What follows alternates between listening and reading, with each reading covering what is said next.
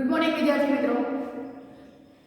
ગઈકાલના લેક્ચરમાં આપણે ચેપ્ટર છે માપનનું પૂરું કર્યું હતું. તો હવે એના પછીનો 8મું ચેપ્ટર છે દશાંશ સંખ્યાઓ. આપણે પ્રાઇમરીમાં એટલે કે 1 થી 5માં આપણે એકમ, દશક, સો, હજાર, 10,000 વિશે છે એ આપણે ભણી ગયા છે. હવે આજના ધોરણમાં એટલે કે તમારા છઠ્ઠા ધોરણમાં દશાંશ સંખ્યાઓ છે એ ભણવાની છે, એટલે કે પોઈન્ટ વાળા છે એ સમજવાના છે. તો એ દશાંશ સંખ્યામાં આવશે પહેલા તો દશાંશ આવે, પોઈન્ટ પછીની સંખ્યા છે આપણે ગણવાની હોય છે. એટલે પોઈન્ટ પછી છે કોઈ પહેલો આંકડો હશે એને આપણે દશાંશ કહીશું, બીજો આંકડો છે એને આપણે શતાંશ કહીશું અને ત્રીજો આંકડો છે એને આપણે સહસ્ત્રાંશ છે એ કહીશું. એ પહેલા આપણે થોડી સ્થાન કિંમત વિશે છે એ વાત કરી લઈએ. તો અહીંયા ઉદાહરણ આપું છું 234. તો 234 માં એકમના સ્થાન ઉપર 4 આવશે, દશકના સ્થાન ઉપર 3 અને 100 ના સ્થાન ઉપર આવશે 2. એટલે કે જે પહેલો અંક હોય છે આપણે હંમેશા જમણી બાજુથી ગણવાની હોય છે. જમણી બાજુનો જો પહેલો અક્ષર હોય તો એ એકમ, આ દશક અને આ 100. એટલે આપણે એમાં કિંમત લખવાની છે કે એકમના સ્થાન ઉપર 4 છે, દશકના સ્થાન ઉપર 3 અને 100 ના સ્થાન ઉપર 2. હજી એક સમજીએ 532. તો 532 માં જમણી બાજુથી આપણે ગણીએ તો જમણી બાજુ પહેલા 2 આવે છે તો એ આપણું શું થઈ ગયું? એકમ. પછી દશક અને જે 5 છે એ શું આવશે? તો એ 100 ના સ્થાન ઉપર. બરાબર? એટલે આ એકમ હોય તો એ એકમનું સ્થાન આપણે કેવું હોય કે એકમનું સ્થાન ક્યાં છે? તો એકમને આપણે 1 વડે છે એ ગુણીએ છીએ, દશકને 10 વડે ગુણીએ છીએ અને 100 માં 100 આવશે.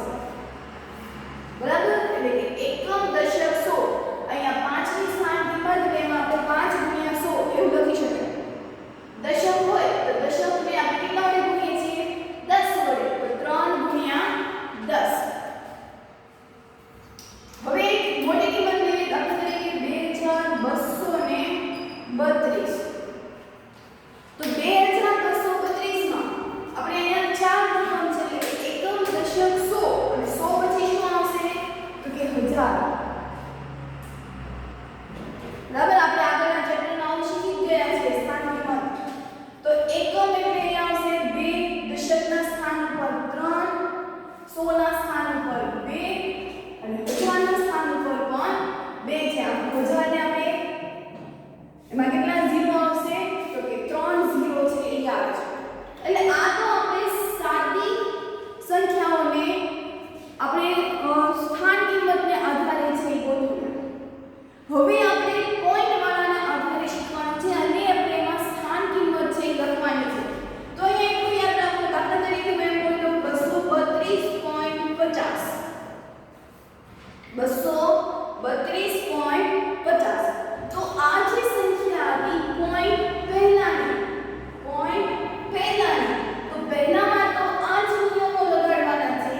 હવે આજે આપણે પોઈન્ટ પછીનાની રકમની વાત છે એ કરવાની છે. પોઈન્ટ પછીનાની વાત કરીએ તો એમાં આપણે આવશે પહેલા દશાંશ અને પછી આવશે શતાંશ. અને જો જે પોઈન્ટ પછીનું ત્રીજું રકમ હોય તો એને આપણે કહીશું સહસ્ત્રાંશ.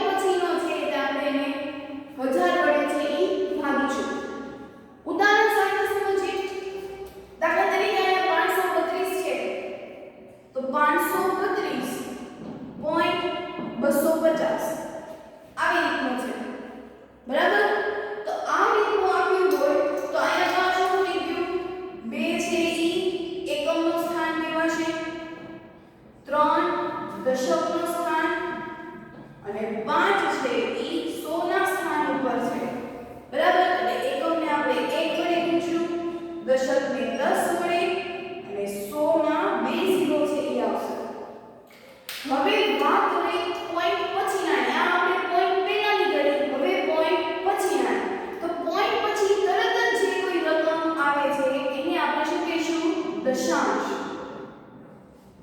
પોઈન્ટ પછીનો બીજો આંકડો છે એને આપણે કહીશું શતાંશ અને 0 છે એને આપણે કહીશું સહસ્ત્રાંશ હવે દશાંશ તો દશાંશને આપણે કેના વડે દર્શાવીએ છીએ તો કે 1/10 શતાંશ એટલે 1/100 અને સહસ્ત્રાંશ એટલે 1/1000 એટલે કે આ પોઈન્ટ પછીની અને આ પોઈન્ટ પહેલાની બરાબર તો આ જ રીતે આપણે સ્વાધ્યાય 8.1 માં છે એ કરવાનું છે અહીંયા અમુક વખત તમને ચિત્રો આપેલા હોય છે દાખલા તરીકે કોઈ આ રીતનું લાઈન છે એ આપેલી હોય અને અહીંયા કીધું હોય કે દશકના સ્થાન અને તમારે એમાં ખાલી જગ્યા પૂરવાની જો દશકના સ્થાનમાં કેટલી લાઈન છે તો કે એક જ લાઈન છે દશકની સામે આપણે શું લખવાનું તો કે 1 અહીંયા સીધું દશક બતાવ્યું છે એકમ નથી આપ્યો એટલે એકમના સ્થાન ઉપર ત્યારે શું મૂકી દેવાનું તો કે 0 પછી તો કે આવી રીતે નાના નાના બોક્સ કરીને આપ્યા હોય અને ત્યાં તમને એવું કીધું હોય કે આ દશાંશ છે આ જે છે એની કિંમત ક્યાં લખવાની છે દશાંશમાં તો દશાંશમાં કેટલા સંખ્યાઓ છે તો કે 1 2 3 4 5 તો એ 5 બરાબર પછી સહસ્ત્રાંશ કીધું હોય તો એ રીતના આપણે કરવાનું એટલે આપણે હવે આકૃતિના આધારેના થોડા પ્રશ્નો છે એ જોવાના છે તો સ્વાધ્યાય 8.1 માં પહેલો પ્રશ્ન છે એ આપણે કરવાનો છે તો એ પ્રશ્નો પણ આપણે જોઈએ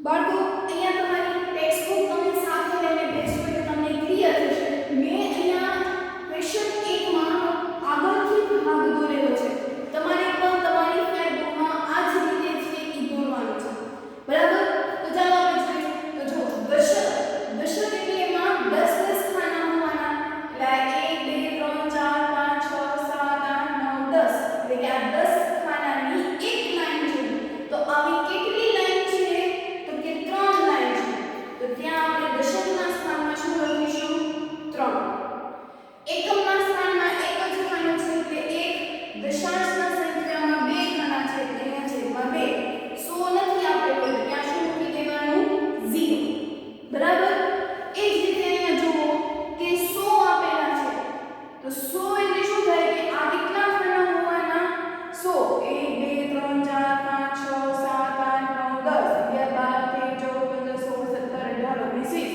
તો આવી રીતે 20 આ 20 થઈ ગયા બે લાઈનના 20 આ પણ 20 આ પણ 20 આ પણ 20 અને અહીંયા પણ 20 થશે તો 20 કેટલી વખત આવે છે તો કે 5 વખત આવે છે એટલે 20 25 100 એટલે સ્થાન 100 ઉપર છે પણ એવું આખું બોક્સ કેટલા છે 100 ના તો કે એક જ છે તો 100 ના સ્થાન ઉપર 1 દશક તો એમાં પણ 10 હશે 1 2 3 4 5 6 7 8 9 10 એટલે કે દશકની એક જ લાઈન છે એટલે દશકમાં શું લખવાનું ખાનામાં 1 અને દશાંશમાં 4 આપેલા છે એટલે દશાંશના ખાનામાં 4 એકમ નથી આપેલો એટલે આ શું થઈ જાય તો કે 0 બરાબર તો આ જ રીતના તમારે પ્રેક્ટિસ બુકમાંથી પણ કરવાના છે ક્લિયર સમજાવવામાં શું કર્યું છે ખાલી આપણે એના નંબર લખવાના છે કે દશકમાં કેટલા નંબર આપેલા છે દશકની કેટલી લાઈન છે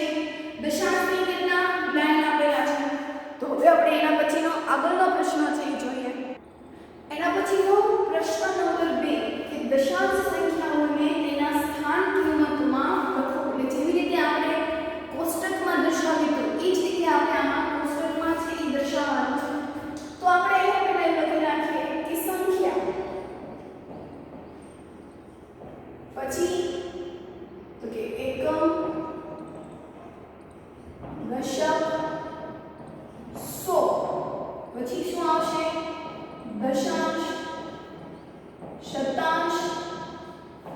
અને હજી જો કોઈ કિંમત હશે તો એને આપણે સહસ્ત્રાંક કહીશું.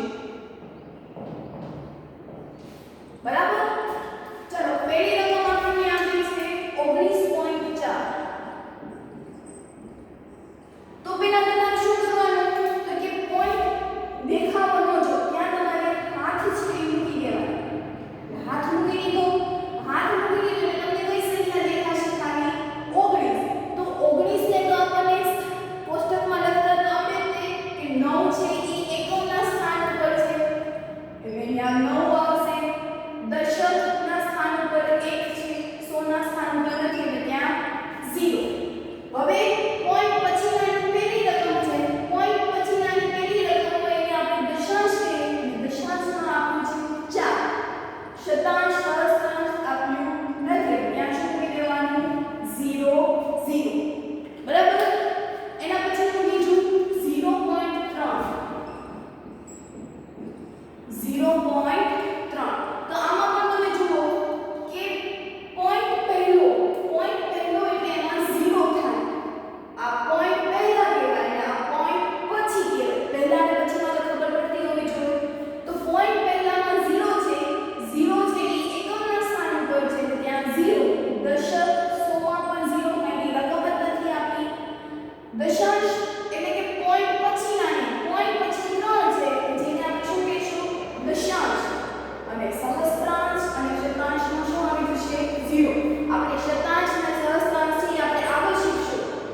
અત્યારે આપણે ખાલી દશાંશ શીખવાનું છે. દશાંશ એટલે કે પોઈન્ટ પછીનાની તરત જ રકમ જે આવે એને આપણે દશાંશ કહીએ. એના પછીનું તો કે 10.6. 10.6. ચલો અહીંયા મને કેવું જોઈએ કે અહીંયા પોઈન્ટ પહેલા એકમના સ્થાન ઉપર 0, દશકના સ્થાન ઉપર 1, 100 ના સ્થાન ઉપર 0. પોઈન્ટ પછી જેને આપણે શું કહીએ છીએ દશાંશ, શું આપ્યું છે 6. તો એ બાકી બધું શું આવી જશે 0. ક્લિયર? સમજાતું હશે હવે? ડી કેટલું આપ્યું છે 205.9. તો આપણે પહેલા હંમેશા પોઈન્ટ પહેલાની જ જે વાત છે એ કરવાની. તો પોઈન્ટ પહેલામાં એકમના સ્થાન ઉપર 5 છે, દશકના સ્થાન ઉપર 0, 100 ના સ્થાન ઉપર 2.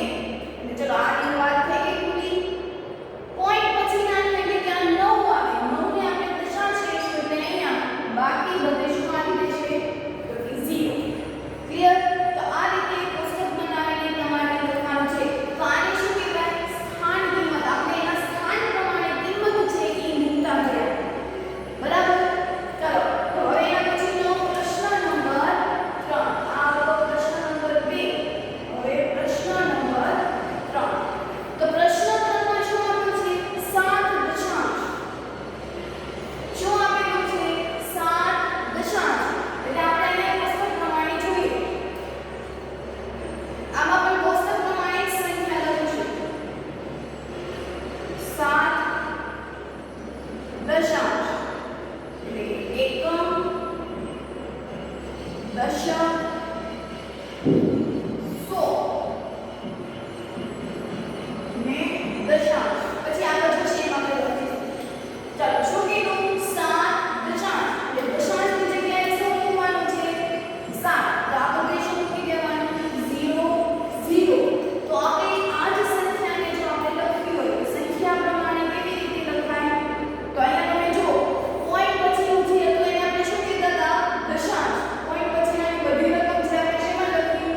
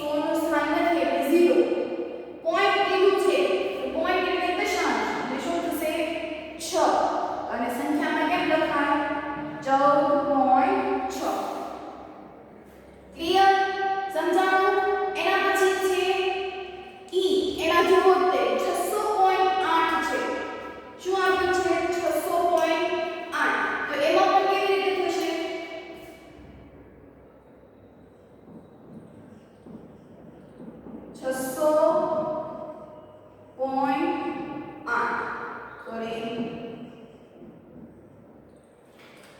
600 મારે કરવા હોય તો 600 એટલે ઈ 100 ના સ્થાન ઉપર આવશે 6 અને બાકી બધે શું આવી જાય 0 આપણે 600 લખવા હોય તો આવી રીતે જ લખીએ ને આપણે તો એકમ દશકના સ્થાન પર શું આવી ગયું 0 એટલે કે એકમ દશકના સ્થાનમાં 0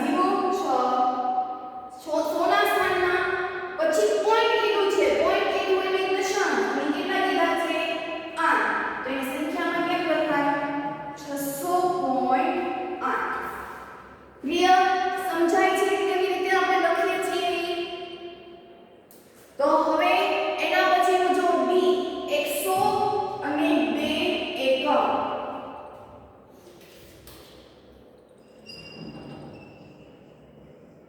100 અને 2 એકમ શબ્દ ઉપરથી તમને ખબર પડે કે એક છે કોના સ્થાન પર છે 100 ના સ્થાન પર છે તો એક આપણે 100 ના સ્થાનમાં લખી નાખીએ 2 છે ઈ એકમના સ્થાનમાં દશકના સ્થાનમાં નથી એટલે 1 દશાંશ નથી આપેલું એટલે ત્યાં 0 તો સંખ્યા કેમ લખાય તો કે એકમના સ્થાન પર શું છે 2 દશકના સ્થાનમાં 0 100 ના સ્થાનમાં 1 દશાંશ એટલે કે દશાંશ એટલે પોઈન્ટ પછીનું એટલે શું આવી ગયું 0 એટલે એની સંખ્યા કઈ થઈ 102.0 બરાબર ખાસ સમજવાની તૈયારી રાખજો આ ખૂબ જ ઈઝી છે એકવાર તમને સમજાઈ જશે એટલે તમને આખું ચેપ્ટર છે એ સમજાઈ જશે આખું ચેપ્ટર આના ઉપર જ છે અત્યાર સુધીના આપણે દશાંશ શીખ્યા છે હવે જ્યારે નવું લેક્ચર આવશે ત્યારે આપણે એના શતાંશ વિશે છે એ સમજવાનું છે બરાબર તો આવી જ્યારે કોઈ તમને દશાંશ સ્વરૂપે લખવાનું કે દશાંશ સ્વરૂપે એટલે કે એની સંખ્યા સ્વરૂપે લખવાનું ત્યારે તમારે આવી રીતે જો કોષ્ટક કરીને લખશો તો ખૂબ જ સરળ પડે છે અથવા તો તમે ડાયરેક્ટ પણ લખી શકો કે 7 દશાંશ એટલે કે 0.7 બરાબર તો હવે એના પછીનો આગળનો પ્રશ્ન કે એને દશાંશ સ્વરૂપે લખો તો ઈ આપણે પ્રશ્ન છે ઈ જોવાનો છે તો ઈ એમાં પણ આપણે એવું કરવાનું છે કે દશાંશ આપેલું છે એટલે છેદમાં જો 10 આપેલા હોય તો આપણે ઈ પોઈન્ટ છે ઈ કાપી નાખવાના છે જોઈએ ઈ પ્રશ્ન પર સાવ સહેલો જ છે તો પ્રશ્ન 4 કે દશાંશ સ્વરૂપે લખો તો એમાંનો પહેલો પ્રશ્ન છે 5/10 મિત્રો અહીંયા એક યાદ રાખો કે છેદમાં જ્યારે 10 એવી સંખ્યા કોઈ આપેલી છે કોઈ 0 વાળી સંખ્યા આપેલી હોય છે ત્યારે આપણે એના છેદ છે એ ઉડાડતા નથી શું કામ નથી ઉડાડતા કારણ કે આપણે છેદ આ તો નાની રકમ છે એટલે કોઈ વાંધો ન આવે છે ઉડાડી શકીએ પણ ક્યારેક એવી મોટી સંખ્યા આવતી હોય 3 કે 5 રકમની આવતી હોય ત્યારે આપણે એના છેદ ઉડાડવામાં ખૂબ જ ટાઈમ છે એ વયો જાય છે તો આ ટાઈમની બચત કરવા માટે આપણે એને દશાંશ સ્વરૂપે લખશું તો કેવી રીતે કરશું તો કે અહીંયા છેદમાં 10 આપેલા છે જ્યારે પણ છેદમાં 10 આપેલા હોય ત્યારે આપણે જમણી બાજુથી એક અંક છે એ કાપતું જોવાનું છે બરાબર છેદમાં જેટલા 0 એટલા અંક છે એ કાપવાના છે અહીંયા છેદમાં એક જ 0 છે એટલે આપણે જમણી બાજુથી આપણે કાપીએ તો આપણે પોઈન્ટ છે દશાંશ છે ક્યાં મૂકવાનું તો કે 5 ની આગળ એટલે શું આવશે 0.5 આમે કે 5 ના છેદમાં 10 એટલે કે દશાંશ જ કહેવાય કારણ કે દશાંશમાં આપણે શું લખતા હતા 1 ના છેદમાં 10 તો 1 ના છેદમાં 10 એટલે આને શું લખાય 5 ગુણ્યા 1 ના છેદમાં 10 એવું લખાય અને 1 ના છેદમાં 10 એટલે આપણે આ શું લખતા હતા 0.5 અથવા તો 5 દશાંશ બરાબર આને આપણે દશાંશ કહેતા હતા તો 5 દશાંશ અને આપણે સંખ્યામાં હમણાં જ જોવા ત્રીજો પ્રશ્ન તેમાં ડાયરેક્ટ શું લખતા હતા આપણે 0.5 તો આટલું બધું જો યાદ રાખવું એની કરતાં એટલું ટૂંકમાં યાદ રાખવું કે છેદમાં જેટલા 0 છે તો જમણી બાજુથી આપણે એટલા અંક છે એ કાપતા જવાના અને પોઈન્ટ છે એ મૂકી દેવાના બરાબર એના પછી જુઓ 3 + 7 ના છેદમાં 10 3 + 7 ના છેદમાં 10 ચલો ખાલી દશાંશ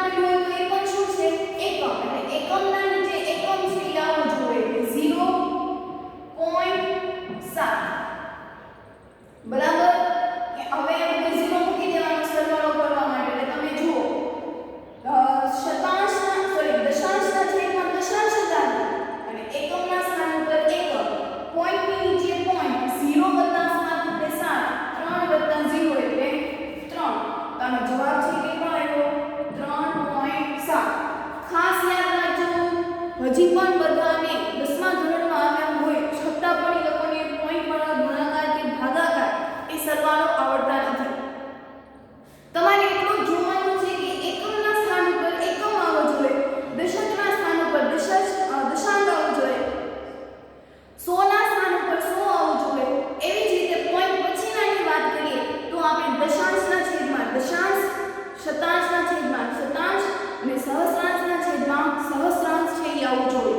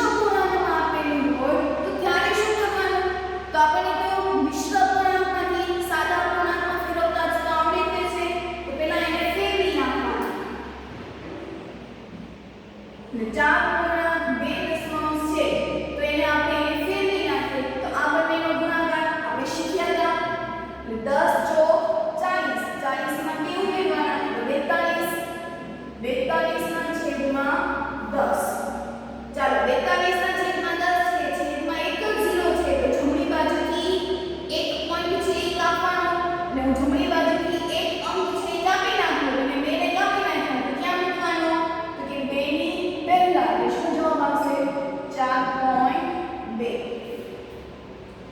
બરાબર એના પછી 3 ના છેદમાં 2 આપેલું છે હવે એક તો આનો ભાગાકાર કરવો છે ને ઈ આ તો નાની રકમ છે 3 ના છેદમાં 2 એટલે આપણે એનો ભાગાકાર છે એ કરી શકીએ પણ કોઈ મોટી રકમ આપી હોય અને છેદમાં 2 આપ્યા હોય તો ત્યારે એનો ભાગાકાર કરવો છે એ ખૂબ જ અઘરો બની જાય છે તો ત્યારે શું કરવાનું તો અહીંયાથી નોંધ રાખો યાદ રાખજો કે 2 અને 5 જો આવેલા હોય તો એને આપણે ગુણી શકીએ દાખલા તરીકે જો 2 આપેલા હોય તો દશાંશ એટલે કે 10 લાવવા હોય છેદમાં તો મારે એને 5 વડે છે એ ગુણવા પડે અને જો 5 આપેલા હોય તો એને આપણે 2 વડે છે એ ગુણવા પડે શું કામ એવું હું કરું છું કે 2 અને 5 વડે ગુણ તો તમે એમાં જુઓ કે છેદમાં 10 હતા તો મને એનો ભાગાકાર કરવો મને ખૂબ જ સહેલો પડે નકર હું આને 7 વડે 10 કરું તો કેટલી મોટી પ્રોસેસ થાય અને છેદમાં જો કોઈ 0 વાળી સંખ્યા હશે તો એનાથી આપણે પોઈન્ટ કાપવામાં ખૂબ જ સરળ પડશે એટલે તમે અહીંયા જુઓ 3 ના છેદમાં 2 છે મારે છેદમાં કોઈ 10 100 50 ગમે એવી સંખ્યા મારે લાવી છે હું નાની સંખ્યા છે એ લાવીશ તો મારે ગુણાકાર પણ નાનો થાય કોઈ મોટી સંખ્યા હોય તો આપણે મોટા વડે ગુણવું પડે પણ અહીંયા છેદમાં 2 છે તો હું શું કરીશ તો કે ઉપર નીચે 5 વડે ગુણી નાખીશ હવે જો 5 વડે ગુણું તો 2 પંચા 10 જો છેદમાં 10 થઈ ગયા તો હવે મને એનો પોઈન્ટ કાપવું કેવું સરળ પડશે તો 2 પંચા 10 3 પંચા 15 જે કોઈ સંખ્યા વડે હું ગુણી છું તો એને મારે અંશમાં પણ ગુણવા પડશે કારણ કે આપણે તો ખબર છે કે જો તમે અહીંયા 1 ને લગાડો તો ઉપરનાને ખોટું લાગી જાય એટલે આપણે ખોટું ન લાગે ઉપર નીચે બંને બાજુ એ જ સંખ્યા વડે છે એ ગુણવાનું છે એટલે 5 વડે હું ગુણીશ તો 2 પંચા 10 3 ગુણ્યા 5 એટલે 15 તો હવે અહીંથી તો આપણને આવડે જ છે શું કરશું તો કે છેદમાં એક જ 0 છે જમણી બાજુથી પોઈન્ટ કાપવાના છે તો જમણી બાજુથી જો હું પોઈન્ટ કાપું તો ક્યાં આવશે 5 ની પહેલા એટલે શું આવ્યું 1.5 તો આ એનો જવાબ ખબર છે ખબર પડી ને હવે એના પછીનો જો h ઈ પણ એના જેવો જ છે